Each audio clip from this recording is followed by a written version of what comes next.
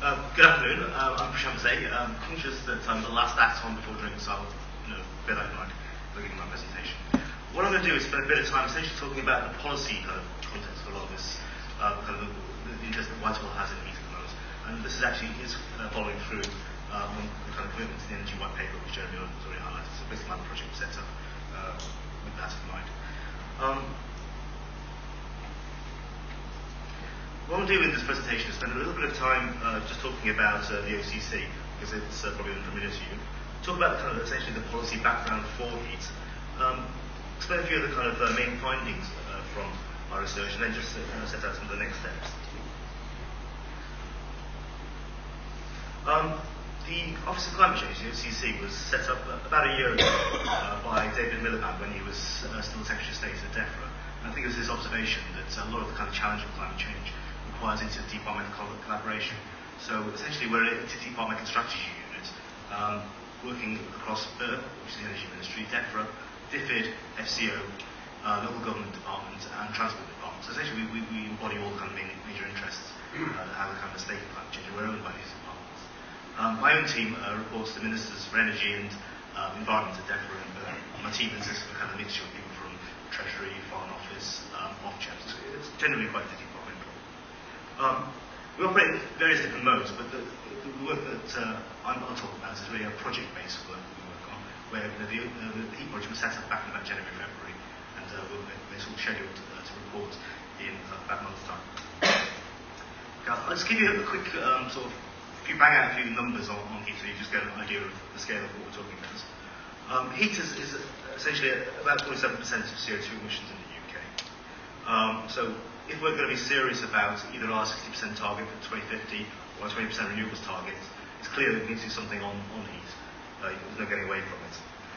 With this in mind, our project was set up essentially to give an overview of what the heat sector is, talk about the carbon impact of heat generation, and think about the different technologies that could reduce that CO2 emission. Think about the existing policy mechanisms, see how well they work, and if appropriate, come up with new ideas, and then essentially put them out to a stage where we can get further feedback from people. We internally produced a couple of reports so far for ministers, and at the moment we're kind of drafting our call for evidence document, which the Prime Minister announced a couple of weeks ago will be published in January. Where we are now is that we're essentially at the phase 3 final report to minister stage. So our final report's gone to ministers a couple of weeks ago. At the moment we're sort of walking around talking to the telling some of the kind of broad recommendations from there, some of the next steps. I don't know whether you've seen this information already this morning, but here's just telling us where kind of all the heat emissions are in the economy, and how heat stacks up. The 53, the large part there is kind of emissions from transport, from everything other than heat. And really the heat is about 20% is domestic heating, so it's keeping buildings warm. 20% is industrial heat use, and by that I'm generally defining heat very, very broadly. So I include things like steel manufacture, refining of petroleum products, making food. So that's all the industrial heat there. And 7% surface sector, which is essentially commercial public sector usage, things like that. It's, as I mentioned, it's 47% of CO2 emissions, it's 49% of final energy consumption, so it's pretty comparable. When we sort of started the project back in spring, we essentially scoped it and broken it up into 4 strands. So the first strand is really thinking about heat and the extent to which carbon markets, and by that I mean the EU ETS, the extent to which heat is already within there, and whether that could be used as a mechanism for controlling and budgeting the amounts of total emissions from heat, which is obviously a big push within government now with the 5-year budgets coming up with the climate change bill. The second strand is looking at renewable heat. The third strand is something I'm going to explore with you a little bit later about district heating. And lastly, we've done some work on looking at CHP and the use of surplus heat from industrial processes. These are the kind of the big, chunky uses of heat. A couple of people over the course of the project have reminded us that about 7% of heat is actually made up of electricity. So this is home to the gas grid or some very, very high temperature industrial processes that we're carrying in. What I've done with this graphic is just remind ourselves that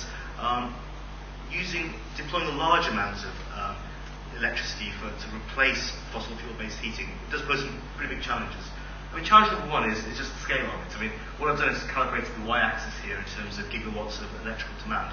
And you can see that this is our kind of gas consumption over the course of 4 or 5 years. You can see that when it's peaking in winter months, we're talking about 160 gigawatts equivalent of demand. So this is equivalent to our total electricity and then some more. Total electricity is about 61 gigawatts. So one issue is the sheer scale of it. The second issue is kind of peaks and troughs of it. So if a lot of electricity sort of generation is essentially nuclear or carbon capture storage or intermittent renewable type like wind, it's actually quite a challenge trying to sort of store substantial amounts of power from season to season. So the seasonality of heat is quite a big issue. I'm sure people in the audience will point out that you don't necessarily have to use resistance heating to produce heat. You use ground source heat pumps and things like this, which have got much lower sort of scales to demand. You can scale that back at least 3 or 4 fold. That's a valid point. So some comments on that would be welcome afterwards. What I'm doing with this slide is just talking a little bit about the carbon market. Within the UK government's position is very much that EU ETS are actually using carbon markets as a way of facilitating trade between businesses and homes and things. That's the way forward if we're trying to reduce carbon at a kind of make sure that the kind of technology is deployed in the most efficient manner.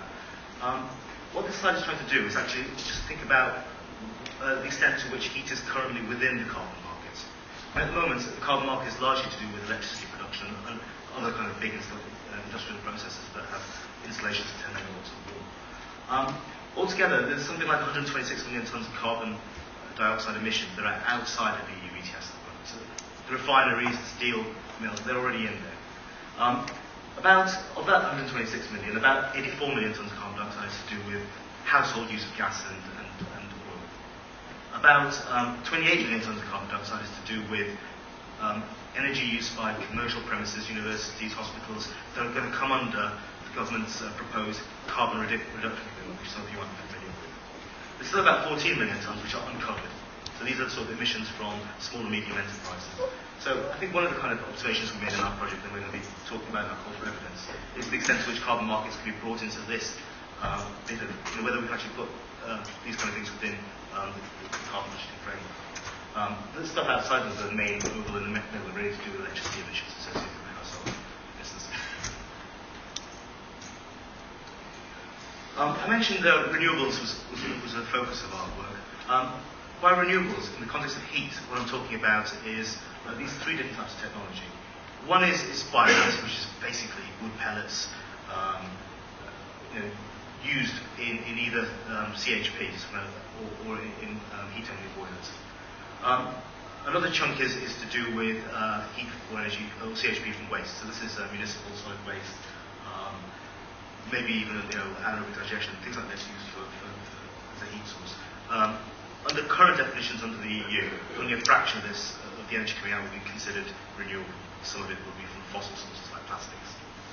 The third type of renewables we're talking about here is microgeneration. Like this, we're talking about ground and air source heat pumps, solar water heaters.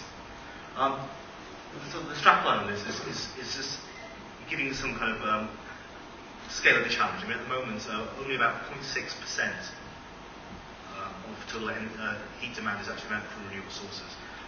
We reviewed some of the kind of current literature on this and regard 5 to 7% as being a sort of feasible, that's a potential market potential over the next 10, 15 years if we pull the stops out and try to get the stuff rolled out as quickly as possible.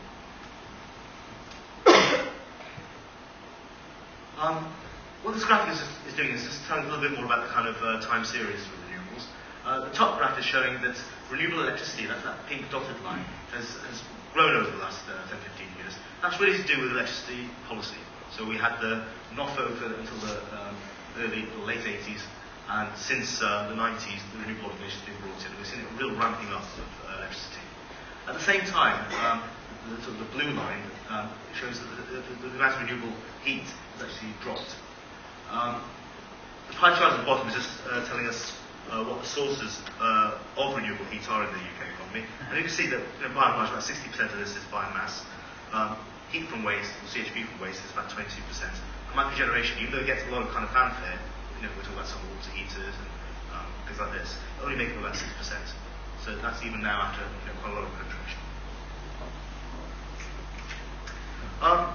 Quite a large chunk of our work is to do with heat markets. At the moment, we're used to buying gas or fuel oil and essentially converting that into heat at home. And that's a fairly cheap way of doing it, and because the infrastructure for gas delivery is already there, it actually makes a lot of economic sense. What this slide is doing is just kind of contemplating what would entail to actually create a market in heat. And by a market in heat, the reason we'd want to do this is that there's roughly as much heat given off from power stations and industrial processes as is used by homes.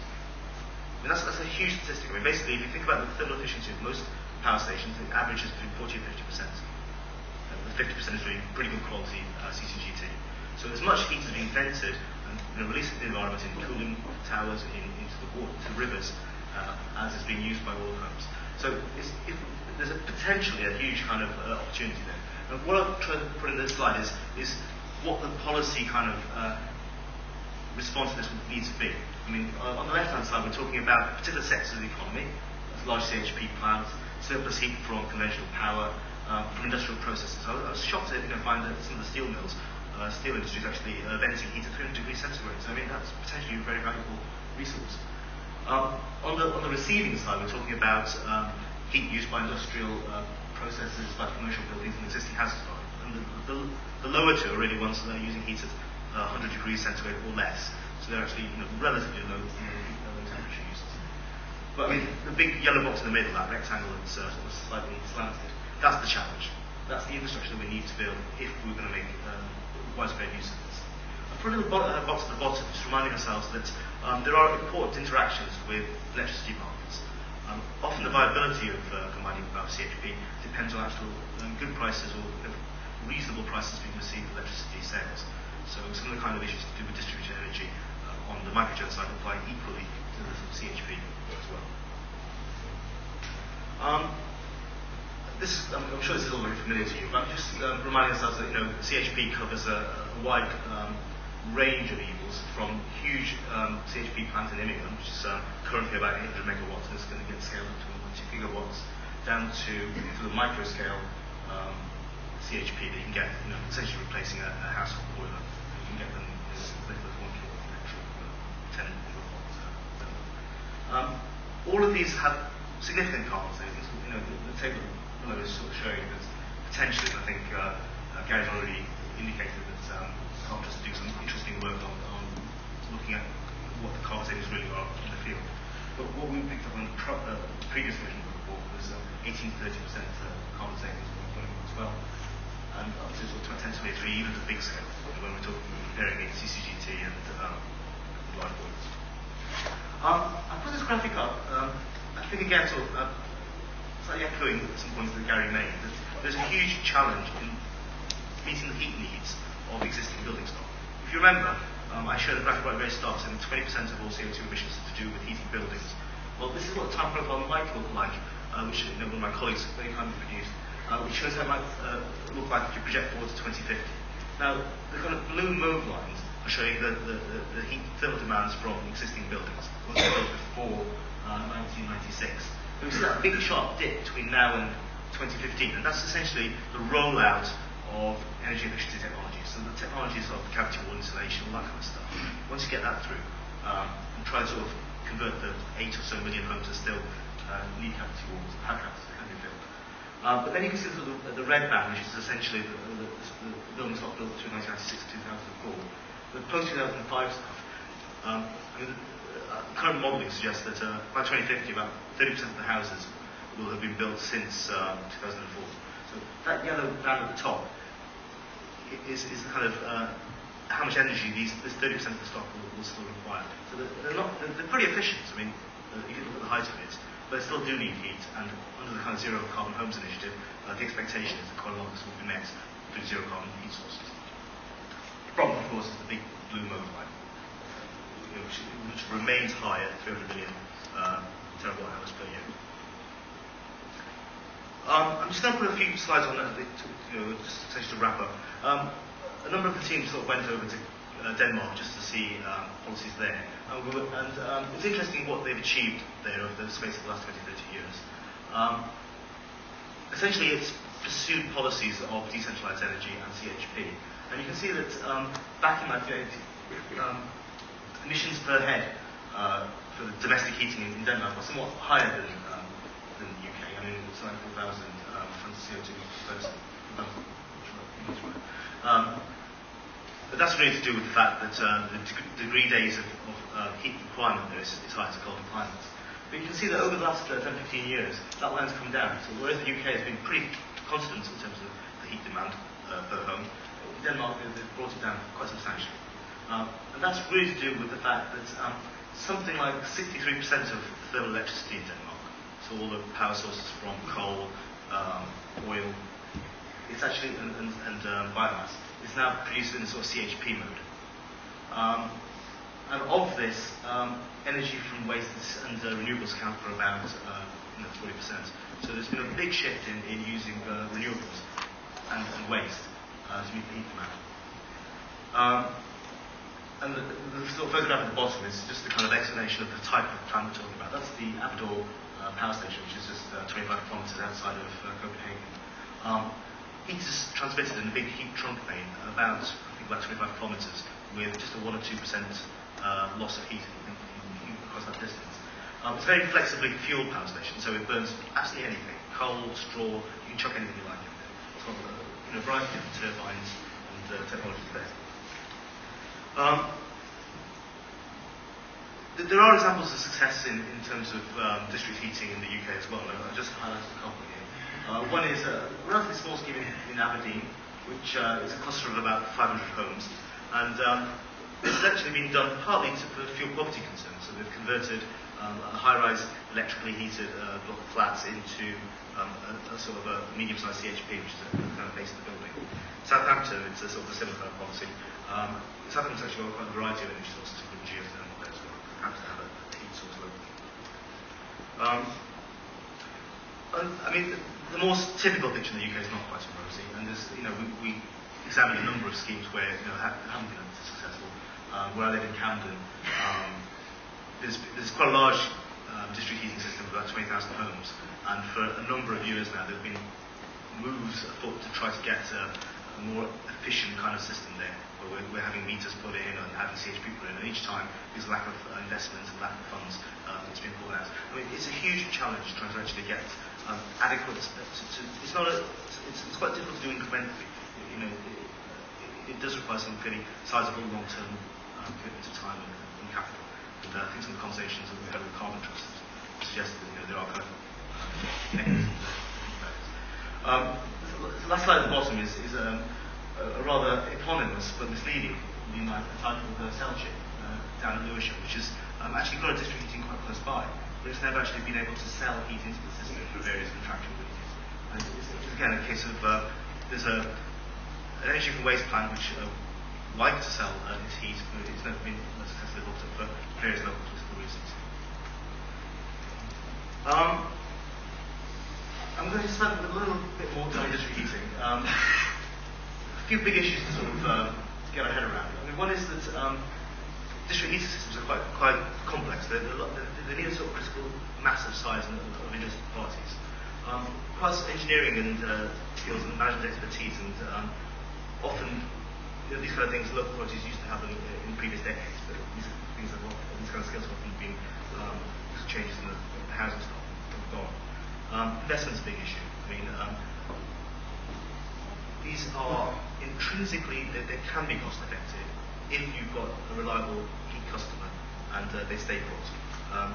Where CHP really comes undone is where the heat customer is less reliable and the cost of capital increases.